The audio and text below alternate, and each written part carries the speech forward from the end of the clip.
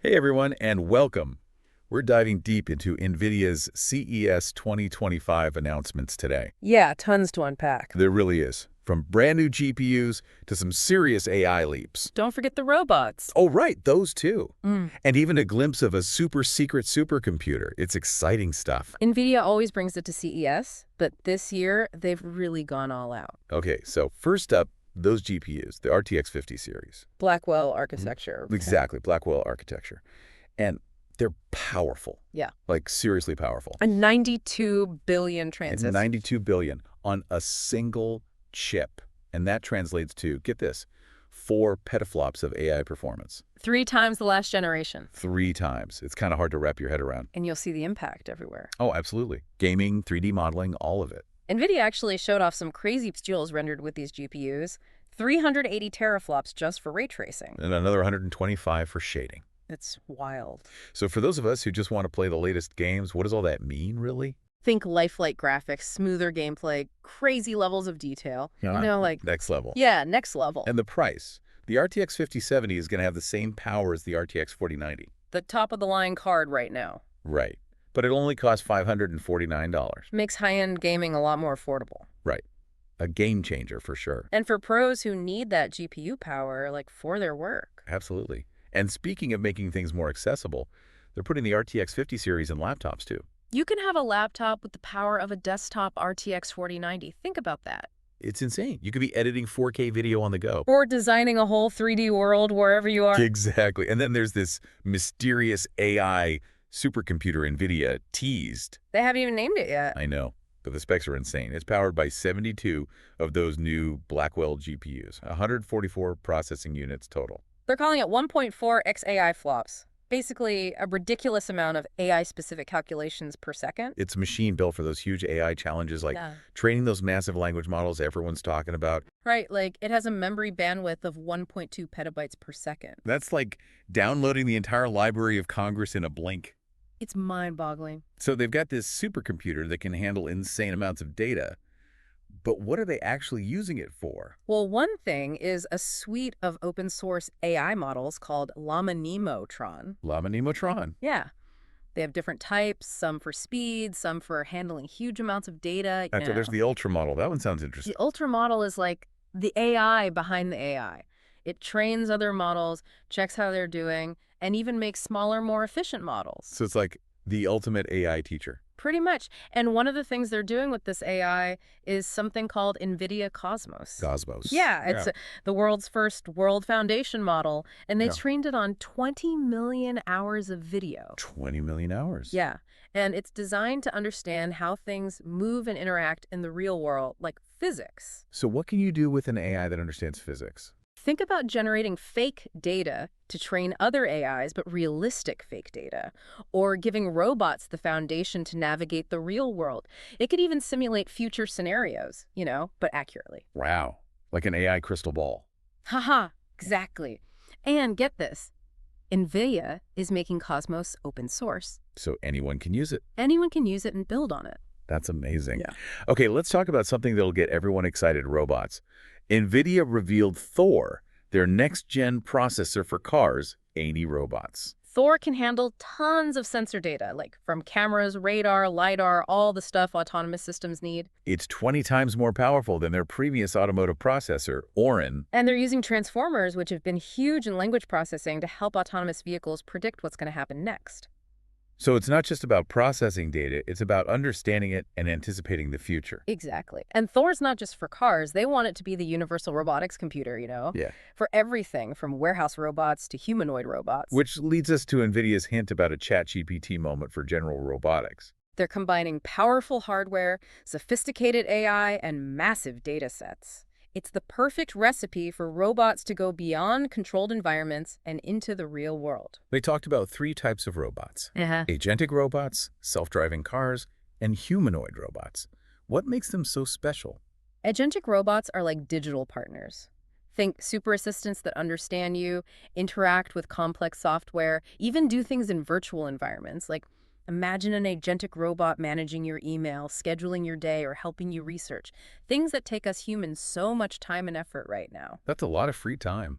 But what about robots in the real world? Well, self-driving cars are already out there, right? They're navigating traffic, making decisions, interacting with everyone else. And companies like NVidia are making them better all the time. With advanced sensors, powerful processors like Thor and AI, they're making self-driving cars a reality. And that could mean fewer accidents, less traffic, better transportation for everyone. Now, what about the robots everyone gets excited about? The ones that look like us, humanoid robots. Humanoid robots have the potential to be incredibly versatile, assisting us with a wide range of tasks, from simple chores to complex and dangerous jobs. Imagine robots that could help care for the elderly, work in hazardous environments, or even perform surgery with incredible precision. It's exciting and a little intimidating, to be I honest. get that. But remember, robots are tools. It's up to us how we use them. We have to make sure they benefit everyone, not just a few. Think about the impact on jobs, on the economy, and make sure everyone has access to the opportunities they create.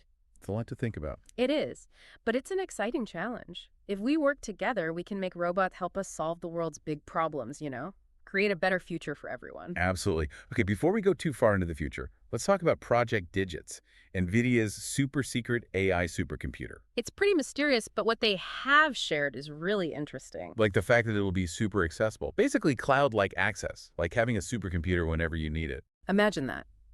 No more fighting for time on shared systems or dealing with complex hardware. Anyone working with AI, researchers, developers, startups, they could all have that power. Like bringing AI to everyone. Exactly.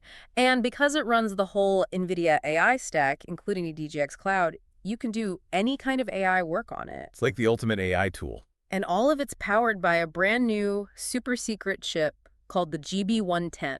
The smallest Grace Blackwell processor they've ever made. And they worked with MediaTek on the CPU, the world leader in mobile chips. That's huge. They've created this processor specifically for AI. It even has a special connection, NVLink, between the CPU and GPU, so data moves super fast. Essential for those massive AI datasets. And the coolest part, it's already being made. Project Digits is expected to be available sometime in May 2025. Not long to wait. But they haven't told us what it's actually called. Oh. Project Digits is just a code name, right? They're probably saving the name for the launch, Yeah. but it's fun to guess, right? Totally. Yeah. It needs to be something that captures the power, the accessibility, the potential of this technology. What do you think? That's tough. Maybe something like NVIDIA Nexus? Like the center of AI innovation? Ooh, I like that. Or NVIDIA Genesis, like the start of something new. Oh, that's good too. I bet our listeners have some great ideas. Yeah. What do you think they should call it? Let us know in the comments. Welcome back.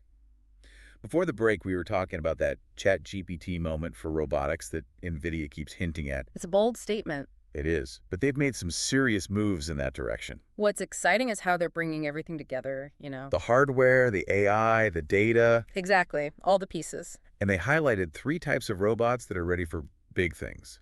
Agentic robots, self-driving cars, and humanoid robots. Right. The ones everyone's thinking about. Can we break those down a bit? What makes each one so unique and why are they so important? Okay, so agentic robots. Yeah, those are the ones that are like... Digital partners, basically. Yeah, right. Like superpowered assistants. Exactly. They can understand your instructions, interact with complex software, even do things in virtual environments. So instead of asking your voice assistant to play music, you could have an agentic robot manage your emails. Oh, totally. Or schedule your appointments, help you with research, all sorts of things we spend so much time on. That's a lot of free time. But what about robots in the real world? Like, where do self-driving cars fit in? Well, self-driving cars are already out there. They are, But they're still in the early stages, right? Right. But they're a perfect example of robots in those complex, unpredictable environments. They have to navigate traffic, make decisions, interact with everyone else. It's a tough problem. It really is. But companies like NVIDIA are making huge strides. They're using those advanced sensors, powerful processors like Thor and AI.